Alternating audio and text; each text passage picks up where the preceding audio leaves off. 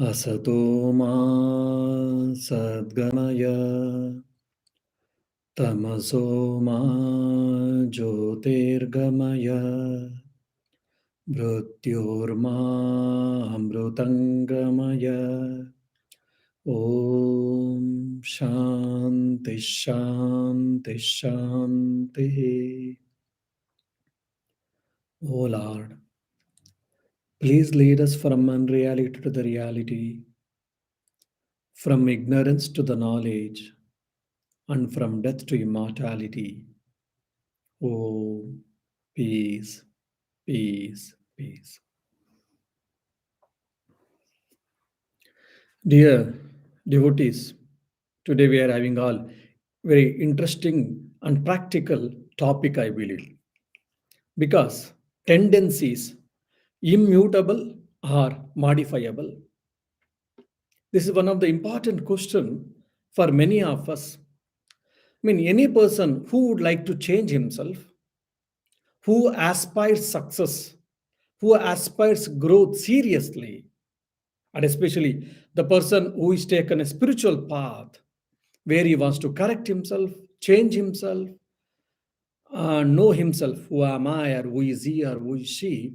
For them, changing the tendencies, changing the nature of himself or herself is the greatest challenge, and also it is the greatest question which boggles everyone's upper mind. If you ask, can it be changed? Yes. The scripture says, the science have said, yes, we can change many things, we can change a lot of things. And when we heard this from saints and philosophers, we used to feel, yeah, that is maybe hypothetical argument or hypothetical thinking. What is the science says? Or what is the scientific analysis or experiment says? These are the few questions which boggled the humankind in Middle Ages. In the present day, in the advancement of psychology, the psychology does say that they use the uh, a particular word called neuroplasticity, saying that neuroplasticity means what? You can change the brain wiring of the, or you can change the wiring of the brain even. So, for an example, in the house, it has become old. The electrical wire has to be changed. Then we may remove that, or we may disconnect, and we rewire the entire house. Especially in the palaces or in the castles, they try to do all these things. Means they rewire the entire house, the lighting system. Though similarly, we can change our by thinking, by what do you say, rethinking, or the way we think, and our habits and our nature of character. All these things can be changed. Basically, the science today's science says that we can rewiring our neurons or the way the neurons work even. So even to they are going to the extent saying that even the hardware of the brain to certain extent can be changed by conscious efforts. Even today, psychology with making experiments with a lot of analysis, experiments, clinical experiments, they are telling. And very interestingly, long back, I think it's from China or from Japan, one of the a great thinker had given a beautiful saying which is very dear to my heart. Watch your thoughts, they become your words. Watch your words, they become your actions. Watch your actions, they become your habits. Watch your habits, they become your character. Watch your character, it becomes your destiny. What a profound statement it is. It all started with a thought, thinking, but we are unconsciously or consciously brooding and thinking so many times, so many things in a day, and we are wasting away our energy actually. We have to start, if we want to change, we have to start thinking what we are thinking actually. We don't think about our thinking unconsciously, or without any responsibility. We keep on brooding and we keep on thinking so many things which are many times may not be useful even. So, first and foremost, according to this saying, we should watch our thoughts. If some particular thought is crossing my mind, I should think, I should watch, and I should know whether is it required, is it beneficial, is it useful for me or for anyone. From there, the progression of any personality starts. Why? Because these thoughts will be translated into words, what we speak, conversation or communication. And that will be translated into our actions. We do good actions, we do bad actions, wrong actions, or useful actions, useless actions, all these things. That all because of thoughts. And because of these repeated thoughts or repetition of the actions, which makes our habits. Here, he has got a particular habit, getting up late and getting up late, and the whole day he gets stressed, or the whole day I get stressed. I've got that habit of getting up late. So, this habit, how did it develop? Because of repeated action. Because one day, 2 day, 10 days, 1 month, 2 months, 3 months, 6 months, I was getting up late during my young days, probably as student days or young days. Now I started working, but I become helplessness. I become helpless. Why? Because of the repeated habits. I mean, repeated actions, it became habit. And because of this habit, this the sum and total of the habits is what? Nothing but our character. As our character, so our personality. As our personality, so our destiny. That is success and failures. Now, so the success and failure is because of the personality. And how this personality is formed? Every one of us, we have got a distinct personality. How this personality is formed? That is because of the habits. And how these habits are formed? If you remember my sentence or my that last uh, phrase, how this character is formed? That is because of my habits. And how these habits are formed? Because of my repeated actions. And how these actions are formed? Because of my words and thoughts. So change your thoughts, which is the seed form for the everything. I mean, I always give this example on the lighter side. I mean, there's a story, whether it happened really or no, we do not know, but there's a story basically. We know that Newton discovered the gravitational force. And he was sitting under an apple tree, it seems. He was sitting under an apple tree, was thinking some concept or something. A apple fell on his head. Now, there is no wonder the apple, because he's sitting under apple tree, apple falls on him, or whoever is sitting under the apple tree, apple falls. So that is not a big thing there. So, like for an example, if we are sitting, just imagine that we are sitting under the below the apple tree, and apple falls on our head or on us. What do we do? If it is a fresh apple, if it is a good apple, which is not rotten, immediately, until otherwise we have got a heavy meal. Otherwise, we see each other here and there, no one is there. Simply we start eating, we start enjoying. Most of us we do it.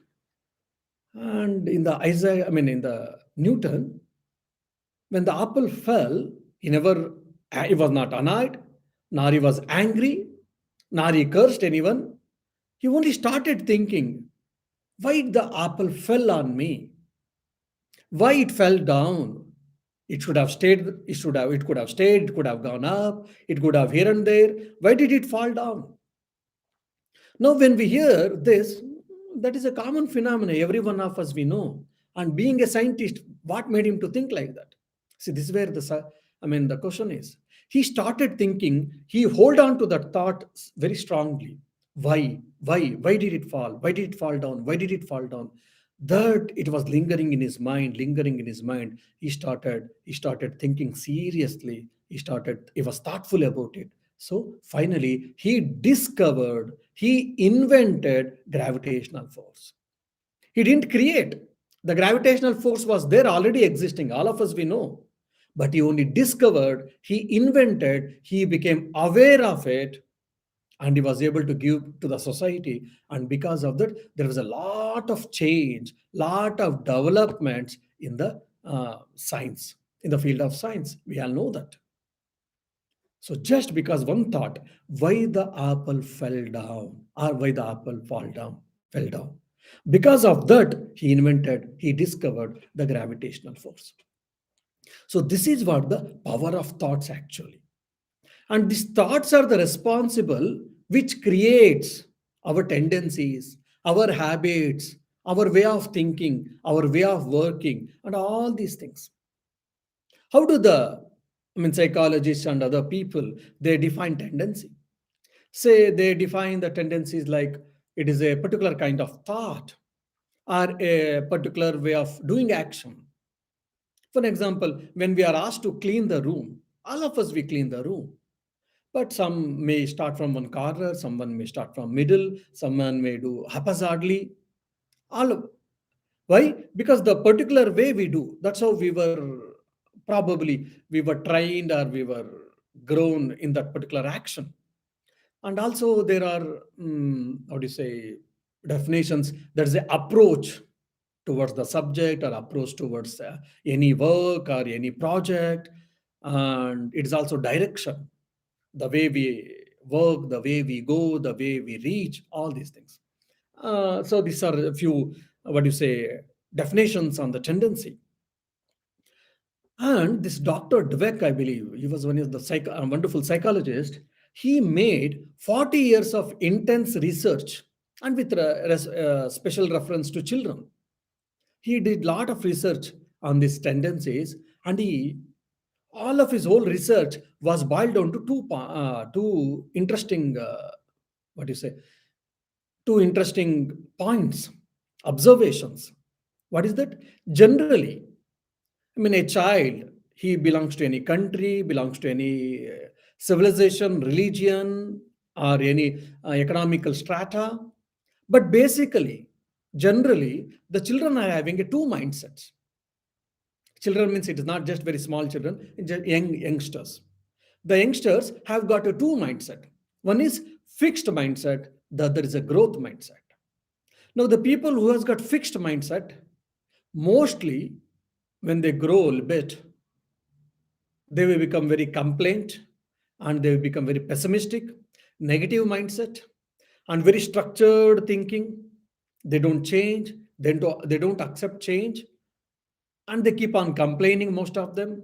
But they will have a strong gut feeling, but they don't grow or they don't achieve many things. But if the hard work is there, luck is there, yes, maybe, but otherwise it is not so. It is not easy for such type of mindset people who are having a fixed mindset. Now, there may be some people who has got a fixed mindset, but they are with full of positivity, they are with full of energy, they are with full of constructivism. Then probably success is possible for them, they say. But the other mindset, the other group of people who are having a particular mindset, which is called growth mindset, and he appreciates this mindset. This particular psychologist, he says that this growth mindset is very essential for all of us. If we have this growth mindset, we can change ourselves and we can adapt to the situations, to the circumstances, and our success rate will be higher. Our growth rate will be higher. And really, we can come up with what you say, flying colors. He says that. Growth mindset is what? Understanding who am I. Who am I? It is not from the philosophical angle. Understanding who am I from the psychological angle, knowing my strength and weakness. I can do this and I cannot do this. So, for an example, one who is very good organizer. Like I ask him, say, can you organize 10, 15 people for a retreat? He's very good at it. He has got organization capacity. In no time, he organizes people for a particular event. Then because he took such a labor, he worked. Then I said, my dear John, why don't you give a small talk, introductory talk for the retreat? Then he says, Swami, please excuse me. Why? No, that is not my cup of tea.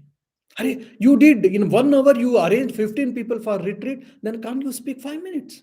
And you heard a good amount of talks with us. John says, no, Swami, that is not my cup of tea. See, his strength is organizational capacity, but his weakness or his drawback is he can't talk. He can't come and talk, formally on the stage, probably. So, like that, he says that that psychologist, every one of us, we have got our own strengths, our own weaknesses. So we should try to locate, we should try to know, we should try to be aware what is our strength and what is our weakness.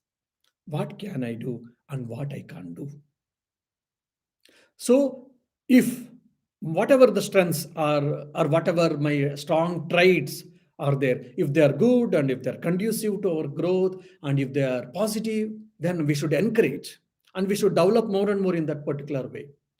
And apart from that, whatever is my weakness, be aware of it and accept it. See, awareness, I may be aware, every one of us, but I'm not, I may not be ready to accept. So accepting is also very important. Yes, accept that I have got this particular problem. I've got this particular drawback. Accept, and a counter thinking doing and counter action, counter habit by cultivating, one can get away this weakness. That is what the psychologist says. This is what growth mindset represents. So when who has got this growth mindset, accepting, knowing the strength and knowing the weakness, developing and encouraging the strength, and trying to curb and trying to control, trying to check the weaknesses. By doing this, one can be successful person either in the empirical field or in the spiritual field. And that today in the psychology, it has been beautifully told. Brain plasticity means connecting the brain nerves are charging the neurons.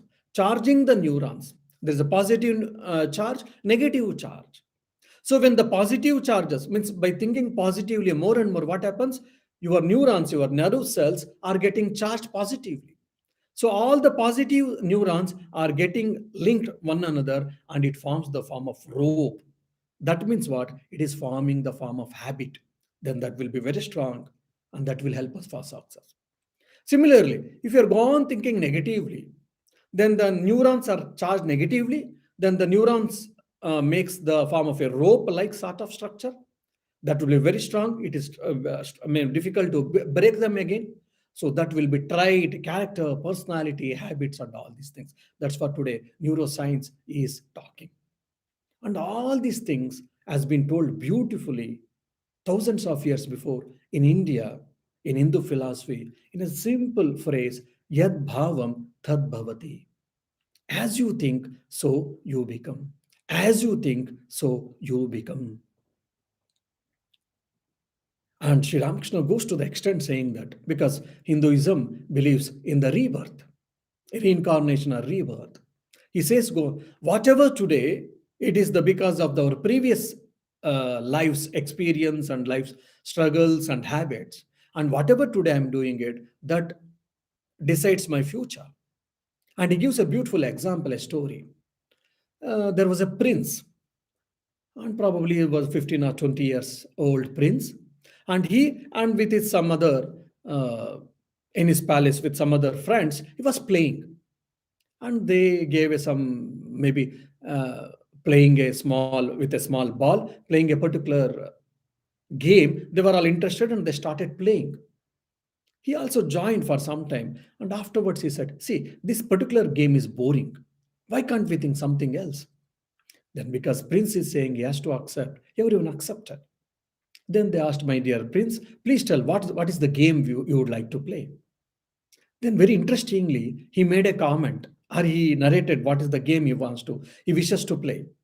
He said, look, what do you say? I will lie down, putting my belly on the ground, and as if just like the washerman in India, of course, in the West, we all use washing machines. Now you should remember, you should go to the India in the olden days, how the washerman used to wash, used to beat the clothes against the stone, small place stone, and while doing it, used to make a particular sound.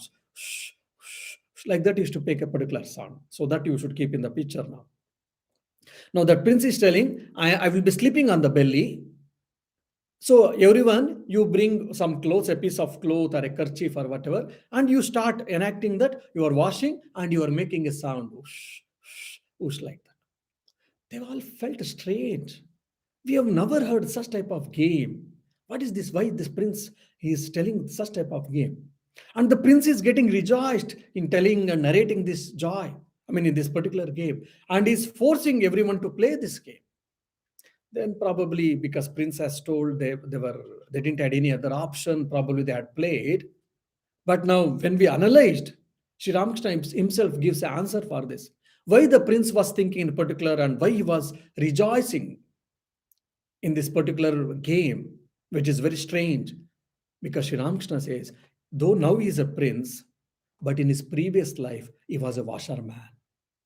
Because in his previous life he was a washerman, that strong trait, the strong character is there, that washerman character is there. That's why even though he's born a prince, is born as a prince, but he's asking everyone to enact like a washerman. So many of us, we have developed our traits, our personality, our character, our way of thinking in our previous lives. And some are circumstances, some are the environment where we are born, and some are because of our family or our parents, hereditary. All these things are there contributing. But most of us, because of our actions, which we have done in the present lives and in the previous lives. Now, after understanding this, how can we change? Can we change any of this?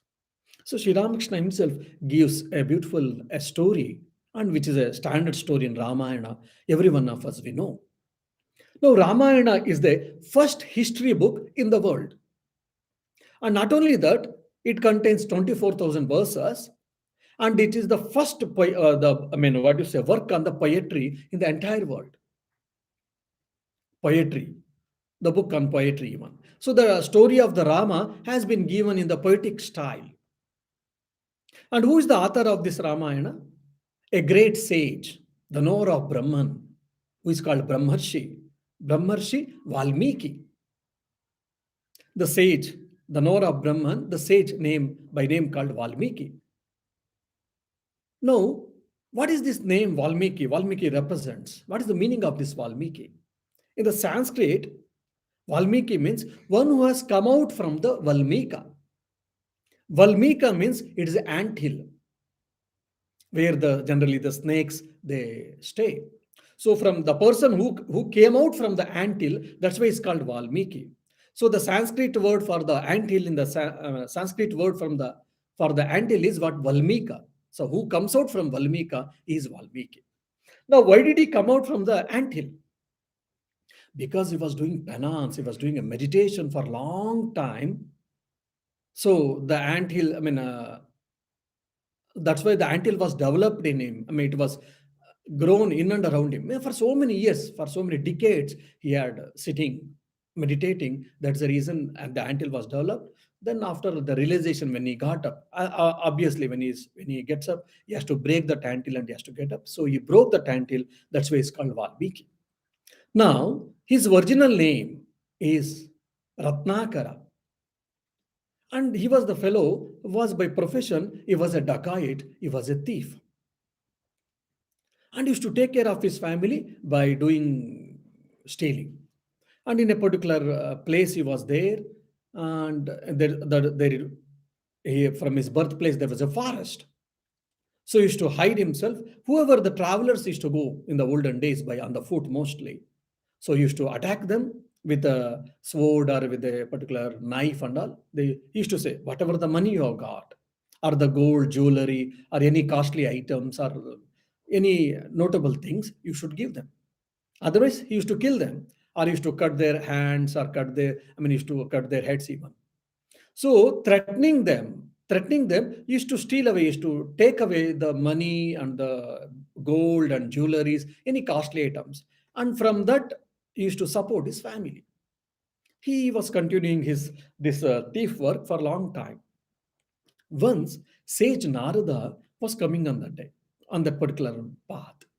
This Ratnakara caught the Narada and said, look, whatever is the costly item, all you give. Then Narada said, look, I am a monk, I am a celibate and I am a monk. I live the life dedicated for the God. Except this veena, a particular musical instrument, I don't have anything. Then Ratnakara says, oh, my dear, don't tell me this. I have heard thousands of people's dialogue. This is a routine dialogue for me. So please don't tell. If you want your life, please give me whatever is there in you with you. Then Narada said, I'm telling you the truth. Then Ratnakar said, please don't waste my time. If you don't give me, then I will kill you. Then Narada said, okay, since you are not believing, I don't mind. Kindly check with me. Then Ratnakara said, okay. Then he started examining his body and with his clothes and all. Then he found out, yes, this fellow, except that one musical instrument, he doesn't have anything. Then Ratnakar said, you are a waste fellow. You are of no use. Get lost. Then Narada said, okay, my dear, but I have got one simple question. And this Ratnakar already he was angry because this fellow doesn't have anything. It is a waste of time. And now Narada is asking, wants to ask a question. Ratnakar said, get out from my side. You are a waste fellow. Why should I waste my time? Then Narada said, yeah, but please, for my sake, for me, just answer my question. Then Ratnakara thought probably this fellow is not leaving me. Then he said, okay, only one question. Narada nodded his head and said, why are you doing this? Ratnakar said, it's none of your business. No, no, please tell me. He said, yeah, because I have to protect I have to take care of my family. So this is one of the profession which I have taken. Then Narada said, well, are you aware that the theft or by killing people, by threatening people and taking away, plundering someone's property and supporting your family, it is sinful, it is bad, it is evil. Are you aware? He said, yeah, maybe people keep saying that I don't mind, but I'm not only because I'm taking care of my family and all. So we're all sharing the property, the money, wealth, and all my sins. So no problem. Narada said, okay, interesting. Are you sure that they are sharing your wealth? No doubt. Are they sharing your sin also, evils also, the result of evils? Ratnakara said, it is quite obvious.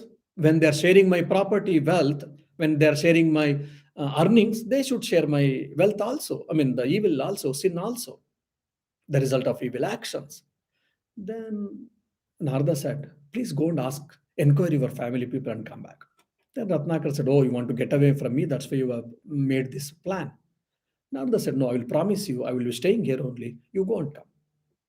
Then Ratnakara thought, anyway, this fellow is waste fellow. He doesn't have any money or anything. Even if he goes away, I don't lose anything. Saying that anyway, it is an interesting question, he thought and he went back to his house. Then he sat with his old parents and he said, look, how I am earning the money and how I am bringing things, do you know? Parents said, no, we don't know. Then Ratnakara said that I am a thief basically, and I stay in the forest. I'm hiding myself in the forest, and I plunder the wealth of the travelers, and that's why I'm supporting the family.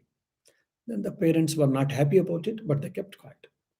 Then the next question was followed by that is, then are you, see, because since you are sharing my wealth and the earnings, so you will be sharing my evil actions results also, isn't it? The parents said no, because you are the son, you are supposed to take care of us, so you are doing your duty, that's all, but we are not ready to take the part of your evil actions results. He was shocked. Then he goes to his wife and he asks same thing. Then wife says, look, you are a husband, your duty is to take care of the family, so you are bringing the money and the groceries or whatever, I am looking after the family, so that's it. Why should I share your reserve, your papa, that is sin or evil actions results? I'm not ready to take that. Then that was a great shock and great revelation for this Ratnakara. See, my wife, my children, my parents, everyone is interested in my wealth. Everyone is interested in my earnings. But no one is ready to take the share of my evil actions results. Sorry. Then he was very, thoughtful. Then what to do? Then he remembered that Narada and he came back. Though he was not confident that Narada will be there, but he came back. But for astonishingly, Narada was staying in the below tree, same where he left. Then he said, my dear sir, now I understood. None of my family people are ready to share my evil actions results, it seems, but they're all bothered. They're all ready to share my wealth. Narada said, laughed at it and said, yes, that is true. And I know that that's the square fact of life. Then this Ratnakara said, I think Now this is a great serious issue, serious problem. Please tell me what should I do? And I don't want to do this, and I want to correct myself. Then Narada said, yes, you are right now. Now you have come to senses. So you have done bad actions. How it can be removed? How it can be changed? How it can be nullified? He said two things. One, you do penance, tapas penance. By doing that, your body, mind, everything becomes what you say purified. Just like the fire purifies many things. Even for example, when we prepare iron, bronze, copper, metals, and all, ores we take and we put into fire furnace and we add some chemicals and etc. So because of the highest temperature and all, because of the fire heat, so a lot of impurities gets away. Then metals like iron, copper, bronze, all these things we prepare. We know that. So, like that, when by doing penance, our body and mind can be purified. So, Narada explains the importance of that penance. And he says that takes the Lord's name, repeat the Lord's name time and again, thousands of times, 100,000 times, or million times. Then you are all the evil actions results will be nullified. Then you will be free from all type of sins and evils, and you will be the saint. You will be the righteous person. Then Narada said, "Okay, please tell me what is the mantra you want to give? What is the sacred sound you want to give?" Interestingly, Narada gave him the instructed him with the word called Mara. Mara means in Sanskrit or even Kannada in vernacular languages, few vernacular languages. Mara means it's a tree actually. Because he was supposed to sit under a tree. So just the tree itself, Mara only he gave the word. But this Mara, interestingly, when you start chanting continuously, Mara, Mara, Mara, Mara. So if you keep on continuously chanting, it becomes Rama. It becomes Rama actually. So the Narada initiated him into that mantra called Mara, and he was go on repeating continuously. He sat with a concentrated mind, with a strong willpower, and it became Rama. Rama, we all know that such a sacred word sound of a deity. Then, by doing that time and again for few years, his body and mind became pure. His nature got changed. His impurities were cleansed, and he became one of the greatest saint in those times. And there, the Lord Creator, the Lord of the Creator called Brahma, he came and he advised to the Valmiki that you write this greatest poetry, greatest history book on the Lord Rama's life. That's how this Ramayana came into existence. Now you see that Ratnakara, he was one of the best among the thieves, probably. That fellow got changed, got converted into the one of the best monk or the best sage, the best saint, or the best knower of Brahman in those days, in his times. That means what? The tendencies can be changed. They're not immutable. It is not that it may be hard, I don't say. Hard, difficult, I don't say no, but still, our tendencies can be changed. Our thoughts can be changed. Our way of thinking can be changed. Simple for an example, there is a if you have, mountains and all, if you have climbed mountaineering, if you have done, you will be able to understand. On the rocks and all, you will feel small passages you will be seeing. Why? Because when there's heavy rains, especially in India and Africa, Asia, we find such a heavy rains. When we find such a heavy rains continuously because of flowing the water in the particular path, even the rocks, the heavy rocks, such a granite rocks, if you see, the particular channel will be formed on that. Why? Because continuously waters are, what do you say, flowing. It is not that every day. Maybe in a year, few months, or even in the few months, few days, in the days, few hours maybe. But that was enough to form that a small channel even on the granite stones. That means what? Even how much ever it may be difficult. For example, an habit, a thought, a nature, my nature might have cultivated with so many births, even so, but that can be changed, but with a conscious, willful effort. This is what all of us we need it. So we need convictions. I think there's a beautiful book called Psychology of a Belief, which every one of us we have to start understanding, reading and understand. We have to believe that yes, change is possible. That's why I always say impossible. Oh, Swami, it is all you tell that, controlling mind is so difficult. Getting up at early morning, it's so difficult. It is almost impossible, I feel, Swami. Like that people keep on come and complaining or discussing with me. I always tell that, yes, with this impossible, after I put an apostrophe, what happens? Impossible, after I put an apostrophe, what happens? I am possible. So this is what our life is actually. So there is nothing called impossible actually, but only we have to start believing in that, yes, this is possible. So it is not that, okay, my father, my mother, my fiancé, or my friends, if they believe it is possible, there is no use. I have to believe that, yes, it is possible. So this is the first step of changing our habits, changing our personality, changing our character. So, for an example, people come, Swami, we have got a short temper. How can we do it? What can we do it? I always say, first understand and accept that you have got the problem of short temper. Then, when you get this, there are so many ways. Then practicing patience. One can control the short temper. Or when you get angry, immediately be aware at that moment that I am getting angry and I should control. I should not allow my mind to be the victimized of it, to be the victim of it. Yes, you can control. But having said, it is not that easy. One, two, three times you try, you fail maybe. Four, five, six times you try, then little possible, but no. 10, 15, 20 times when you try, you'll be able to control to larger extent. Then 25, 30, 50 times when you try, then you'll be able to control your anger and you'll be able to maintain peaceful relationships with your friends, with your family people, with your colleagues, with neighbors or whatever. That means what? It is with the repeated habits, it is possible. Now, for some people, they will have a strong gut, strong willpower. Just when they decide one or two or third attempt, they'll be able to change.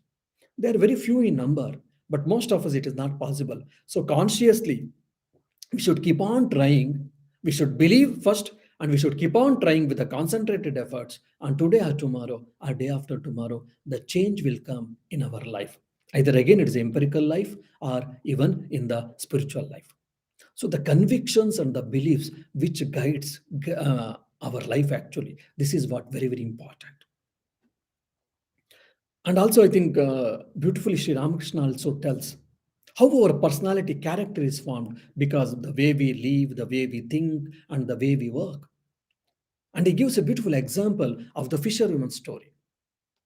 She was born in the family of the fisher.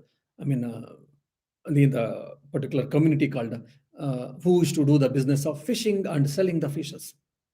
And she was when she was with their parents, and also the parents used to go for the sea or for the rivers, and they used to, with the help of nets, they used to catch the fishes and they used to sell the fishes. From there, they used to live the life. And she was also born with that fishes, seeing the fishes, catching the fishes, selling the fishes, and cooking the fish in the house, and keeping the fish, storing the fishes in the house with the fish smell, basically. And afterwards, she was married again to the fisher community because so she was married also to the one more person who used to do the fish business. So all the way she was in that smell of that fishes. So once she went to the nearby village, there was a marketplace. She went with a basket of fishes for the selling to the nearby village on the food.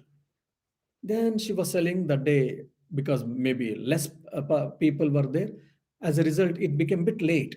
Then she finished selling. She could, finish all the fishes, and she was coming on the way to her village. But because it was late evening, then it was not advisable to go on the foot to her village by walk. Then immediately the neighboring village, immediate village, in that village, there was a woman, our friend. Then he went late at night, late evening, and she knocked at the door. Then her friend opened and he saw. She was astonished. Oh, my dear lady, what makes you to come at this late evening? Then she narrated, look, I went to the market for selling the fishes because there were less purchases today. As a result, my selling became late. I am not able to go to my house now. Will you mind to give me a place for me so that I can sleep today? The friend said, all right, please welcome. And she was welcomed. She was allowed to fresh up, and food was served. She ate. And this fisherwoman's friend, they used to sell flowers. They're the flower selling lady. So in their house, most of the corners are filled with flowers. Very beautiful, good fragrance. Now food has been served. They both of them they chatted for after a long time. They're meeting, so they chatted. They had a food, and both of them they went to. I mean, the one lady, the fisherwoman lady, was made to sleep in the hall, and this lady, the flower woman lady, she went to her room with her husband to sleep. Now, this fisherwoman, such a beautiful fragrance, good fragrance, she's enjoying, no doubt. And she's trying to sleep. She's not able to sleep. Maybe new place. So she's stirring here and there and etc. Some sounds, she's not able to sleep. In between, her friend came out. For some reason, she saw that she is not able to sleep.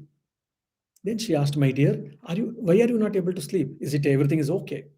This fisherwoman said, "Yeah, everything is okay, but somehow I don't know. I'm not able to sleep." Then this, I mean, the lady, the fisherwoman's friend was aware of it. Then she thought and she got, okay, why is that? Then she said, 1 minute. And she went out and the basket, the fisherwoman's basket, she brought and she sprinkled the water onto that basket and she kept that basket next to the fisherwoman and said, "You sleep." The fisherwoman didn't understand. "I'm not able to sleep. That's fine." But she brought the basket which I mean, I carried the fishes in that basket. She has kept next to me and she's asking me to sleep. What is the connection between the basket and my sleep? But she was thinking, but she was, I mean, she didn't, in the name of decency, she didn't want to ask, she didn't want to question the friend. She only thanked, and her friend went back to the bedroom and she slept. And this lady thinking, in no time, she started snoring. Why? Because she is always from her childhood she's with that fish smell, so that has become an habit. Unknowingly it had become an habit that fish smell or such type of smell is there, she can sleep. Now because she is in the friend's house where that house is full with flowers, good fragrance, she's not used to it. Because of that good fragrance, she's unable to sleep. The moment the fish basket was kept and sprinkled with the water and that fish smell came, and she was able to sleep. Maybe sometimes this we may feel that this as an exaggeration. This we may think as an exaggeration, but it is not so. So here Sri Ramakrishna wants to make us to understand the role of habit. If I am good, I will be thinking good, my actions are good, my personality and my traits are good.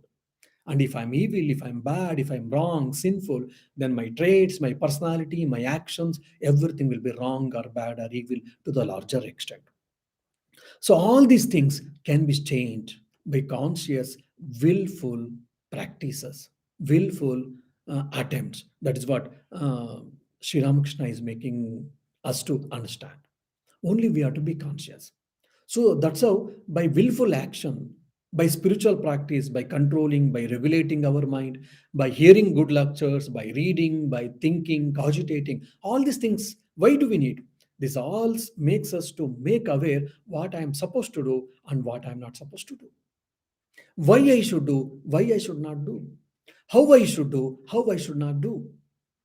So understanding these things and putting into practice, it makes us to reach the success, or it makes us to reach our targets, or it enables us to reach our goals. So habits are created by repeated actions, and these actions are created by our thoughts or our desires. That means what? Any action is because of our thought and desires. So change your thoughts, change your thought pattern, then your desires are changed, then your thoughts are changed, and then your actions are changed, then your traits, your tendencies, samskaras are changed, then your personality is changed, then your success will be easy. So this is what the psychology behind our tendencies. We are born with good. Every one of us, we are born with mixture of good and bad, right and wrong. There's only percentage varies actually. That's why Swami Vivekananda beautifully tells in the Karma Yoga, each one of us, we are divine. We are the self, we are divine. That is our inherent nature. But it has been covered. It has been covered with the ignorance. Here, the ignorance represents of different thoughts, different desires, different actions, and the results of action, all these things. Now, how it can be removed? How it can be removed? It can be removed by willful actions, willful, rightful actions. For an example, there's a copper vessel. The copper vessel has become dirty. Now I have to make it pure, I have to make it clean. What should I do? Use some pitambari or some tamarind with the salt and keep on scrubbing it. By scrubbing it, what do? Actually, you remove all the dirt. By doing scrubbing again and again, time and again, what do we do? It is only we remove the dirt. Once we remove the dirt, then the copper vessels becomes fit to use for cooking and for storing the water, for drinking water and all, and it looks so beautiful. So similarly, I think there's a beautiful story which was told by one of our senior monk, Swami Yatishwaranji Maharaj, one of the novice who joined the monastery, and 3 or 4 years he had practiced spiritual penance, and he went and said, Swami, somehow I feel that I'm not able to control my mind, and I feel there is a lot of dirt inside, and I don't think I'm fit. I will be fit for this monastic life. I will be able to pursue and I will be able to reach my goal, like self realization or God realization. So, what should I do? I'm really confused, and I become fearful whether is it possible for me or not. Then Swami Yateshwanji beautifully he gave an example. Look, there is an ink pot. Now 60 it is a huge ink pot which probably contains 1 or 2 liter, 1 liter of ink pot. And it is 60 or 70% of the ink pot is filled with the ink. Now you want to clean it. Fine. Then you brought the Ganges. Now Ganges, why he's telling? Because in India, for Hindus, the Ganges water is very holy water. By taking the bath in the Ganges, our sins can be removed, destroyed, and we can get a lot of good things. That is what the faith, belief. So that's why he took that example. Now, for an example, 4 or 5 drops of Ganges water you put into the ink pot. What happens? Then he thought and said, nothing happens. Because there is you say 1 liter ink pot, then 60-70% has been filled. That means, say 700 ml, 800 ml of ink is there. Just 4 drops of Ganges water you put. What does it happen? Nothing happens. There is no change in the ink pot or in that. Then what should you do to clean it? So you should remove the ink and you should clean that ink pot. Then Swami said, but the ink pot is stationary, you can't remove it. Then what is the way out? You remove the ink. Then Swami says, okay, it is bit little more height, so you can't even probably you are able to remove the ink physically. Then what is the way out? Then he thought, then he said, you keep on pouring the water then. Ganges water or any good water, you keep on pouring. Yes, how much? 100 ml? No. 500 ml? No. Maybe a bit more. 1000 ml, 2000 ml, 3000 ml. Yeah. Then Swamiji said, yes, that's what is the answer is. So by keep on pouring the water, then what's happened? You are pouring the good water, pure water, distilled water, but the outcome will be initially it will be ink water. Hare, I am pouring the good water, pure water, but the outcome, the water which is coming out from the ink pot is mixed with full of ink. Yes, but if we keep on pouring maybe 1000 ml, 2000 ml, 3000 ml, the more and more the ink has been removed, then it gets diluted initially, then slowly, the amount of ink, what do you say, situated in the water will be lessened, then maybe 3-4,000 ml of water when you pour, then whatever the water, the way you are pouring, the same water will be also coming out from the ink pot because the whole ink pot has been cleaned. So similarly, my dear, just 4 years of tapasya you did, sadhana you did, that doesn't mean that your mind gets cleansed. You need to do some more time. So keep on doing it. Keep on cleaning your mind by your penance, by your studies, by meditation, by repeating Lord's name, all these things. Clean your body, clean your container called mind. So after some time, definitely you'll be able to understand that your mind is getting cleansed, your mind is getting cleansed or getting cleaned. Then what happens? You'll be able to go more fast. Faster in your spiritual pursuits, on your spiritual path, or in your meditation. So this is what the problem, or this is what the challenge, this is what the question in many of our mindset is there. So tendencies can be changed. Our character personalities can be changed. Our thoughts, thinking patterns can be changed. And we can progress in our spiritual life, in empirical life also, provided we wish to change ourselves. We desire to be successful. Of course, everyone desire to be successful, but none of us, we want to labor. That's the only problem. So that laziness is not, I mean, if you have got a laziness and if you've got a intense desire for the growth or the success, both will not go well together. If you've got an intense desire for the success, then you have to work, you have to labor, but it has got a great joy. By doing it, what happens? Success will be ours. That's why Swami Vivekananda said, "You are the creator of your own destiny." That's based on the Bhagavad Gita statement. So Sri Ramakrishna also says that our character, our personality, our tendencies, they are not immutable, they are changeable, it can be modified, it can be changed, it can be replaced. How? By cultivating good thoughts, by cultivating good habits, by cultivating, by studying good things, by doing good actions.